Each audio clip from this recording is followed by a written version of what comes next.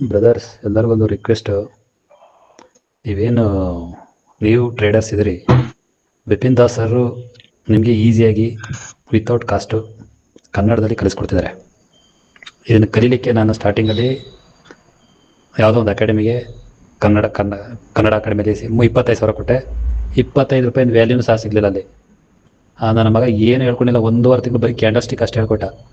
ಒಂದು ಮನಿ ಮ್ಯಾನೇಜ್ಮೆಂಟ್ ಆಗಲಿ, risk management ಆಗಲಿ ಏನು ಹೇಳ್ಕೊಡ್ಲಿಲ್ಲ. ಸೊ ಸ್ಟಾರ್ಟಿಂಗಲ್ಲಿ ಬಿಪಿನ್ ದಾಸ್ ಅವರು ತುಂಬ ಚೆನ್ನಾಗಿ ಹೇಳ್ಕೊಡ್ತಿದ್ದಾರೆ.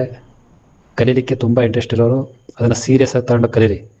ಇದೇ ಟಾಪಿಕ್ ಹಿಂದಿಯವರು ಯೂಟ್ಯೂಬಲ್ಲಿ ಮಾಡ್ತು ಅಂತಂದರೆ ಎದ್ದು ಬಿದ್ದು ಹೋಗಿ ನೋಡ್ತೀವಿ. ಮತ್ತು ಅವ್ರು ಏನಾದ್ರೆ ಪ್ರೈಸ್ ಅದು ಕಲೆಕ್ಟ್ ಮಾಡಿ ಕೋರ್ಸ್ ಮಾಡ್ತೀವಿ ಅಂತಂದರೆ ಸುಮಾರು 15,000 20,000 ಕೊಟ್ಟು ಅದು ಕಲೀಲಿಕ್ಕೆ ಇಷ್ಟಪಡ್ತೀವಿ. ಅರ್ಥನೂ ಆಗಲ್ಲ. ಅರ್ಥ ಆದರೆ ಕ್ವಶನ್ ಕೇಳೋಕ್ಕಲ್ಲಿ ಯಾರೂ ಇರಲ್ಲ. ಸೊ ಬಿಪಿನ್ ದಾಸ್ ಸರ್ ಅವ್ರು ಏನು ಹೇಳ್ತಾರೆ ಅದನ್ನು ಚೆನ್ನಾಗಿ ಕಲ್ತ್ಕೊಳ್ಳಿ. ಚೆನ್ನಾಗಿ ಕಲ್ತ್ರೆ ಅಷ್ಟೇ ಅದ್ರಲ್ಲಿ ನೀವು ಸಕ್ಸಸ್ ಇದು ಸಾಧ್ಯ ಇರೋದು.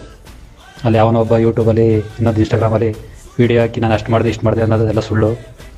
ಕೆಲವೊಂದು ಸತ್ಯ ಇರ್ತದೆ, ಬಟ್ ಮೋಸ್ಟ್ ಪೀಪಲ್ ಎಲ್ಲ ಫೇಕ್ PN ತೋರಿಸ್ಬಿಟ್ಟು ಕ್ಯಾಮ್ರಸದೇ ಜಾಸ್ತಿ ಇರ್ತದೆ. ಸೊ ಈ ಬಿಪಿನ್ ದಾಸ್ ಅವರು ಏನು ಹೇಳ್ತಾರೆ ಅದನ್ನು ಚಾಚು ತಪ್ಪದೆ ಅಂತ ಫಾಲೋ ಮಾಡಿ ಮತ್ತು ಅದನ್ನು ಕಲೀರಿ.